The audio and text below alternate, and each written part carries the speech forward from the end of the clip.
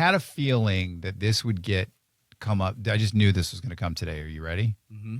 Stephen is on, and he would like to talk conspiracy theories specifically with you. You did know this was going to come I knew up this earlier, was going to happen. Stephen, welcome to Let's Get Real. What's funny? What's up, guys? What's funny about this is a couple of chats we got, or a couple of comments on YouTube were like, "Man, we just want to hear Spanish talk about conspiracy theories." So, and I'm down, man. I'm down. Stephen, what do you got, brother? Hey, guys. Sorry, I'm trying to figure out this Bluetooth crap. That's fine. It happens.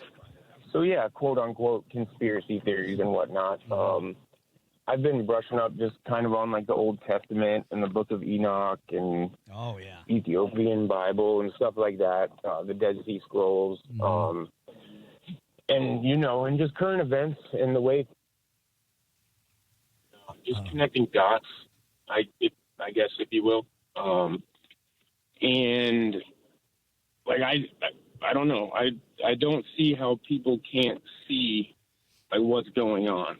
Right. And my point in all this is my partner, my fiancé, I try to talk to her about it, and I just, she says she hears me, but then, sweeps it under the rug. And, the way I perceive what she's doing, she's just, ignorance is bliss, Yep. She's continuing on with her hands over her eyes and refuses to ask questions that make her uncomfortable.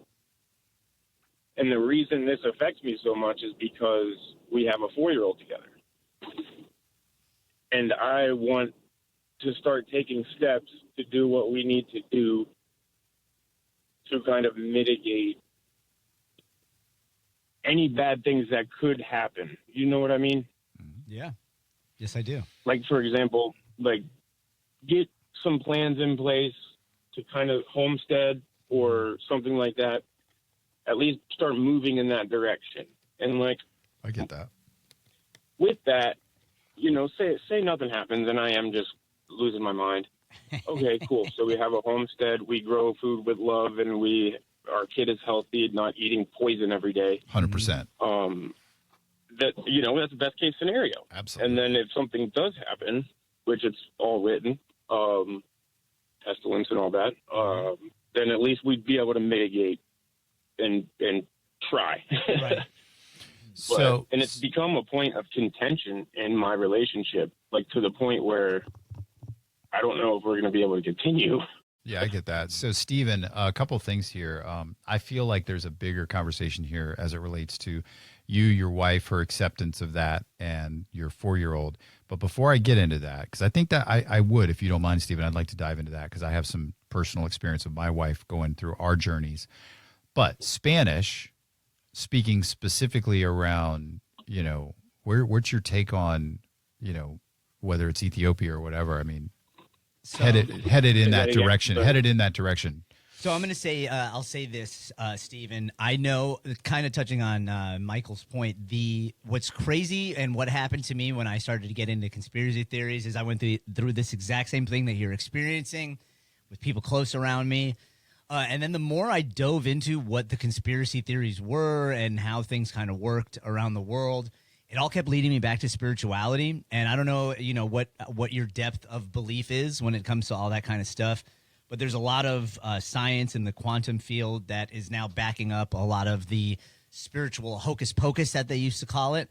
And with that being said, I always ask people, like your wife, I would ask this question is, do you believe there is some type of holy war going on where there is, in fact, a force of good and there is a force of evil, and there is some type of, there's something happening right now, and it seems like there's a tug of war that is way more apparent now than there ever has been with these two sides. With that, I will also say, there's this great word, and this is more of a life philosophy that I'm going to share. The word is Maktub, M-A-K-T-U-B. It's a Sanskrit word, or an Arabic word, I believe, and it just means it is written. And the meaning behind it is that the same creator that created, the entire universe has created us and knows exactly the path we need to be on to get to wherever it is that we're going, and it is already written. So to have a fear of what is going to happen next and to constantly be in a place where you feel like you need to prepare for something is doing a disservice to yourself, because you're missing out on the juice and fruit of what life has to offer, because it's already written there. You know, whatever is going to come your way has already been planned, is exactly what you need to go through to get to whatever next level you're trying to achieve. But again, that all goes back to what your belief is spiritually. Now, conspiracy theory wise, you're already there, homie. Like, you already know, you already see what it is that's going on. So once you're there, don't share. Stop sharing with people. Stop sharing with your wife. It's a personal thing. You can prepare your kids for whatever you want to prepare them for. But once you start to see the things and the systems and how they work, now it's time to shut your mouth and just prepare whatever you want. But it's. And you can't unsee it either. And I know, Stephen, you're there. Oh, yeah, I wish I could. It's a burden. And it's very, very curious that you say that. Stop sharing. Because this is weird. It's going to sound stupid. But, no, it's not. You know, I go through YouTube and all that, and like this video found me, and it's kind of silly. It sounds silly, and it's like, so I clicked on it. I'm like, what the hell? And it's like, this video did not find you by accident, and so I entertained it and just watched it, and it tells you, it says like, you need to not share these things. You need to keep it to yourself, because even the people you think that are closest to you will use this against you. 100%. And if not use it against you, they will, it's the thing, man. And like I said, it's interesting to watch what happens to your inner circle when the entire belief system that you've had has now crumbled, and you're trying to adopt a new one. And now all of a sudden you're questioning things that you've never questioned before, and you're saying things out loud to people that have been your closest friends and allies, that when you say some of these things, they give you that face that you'll remember forever, where you're like, oh, damn, whatever I just said. Yeah, exactly. You know what I mean? So, remember that, and just know that,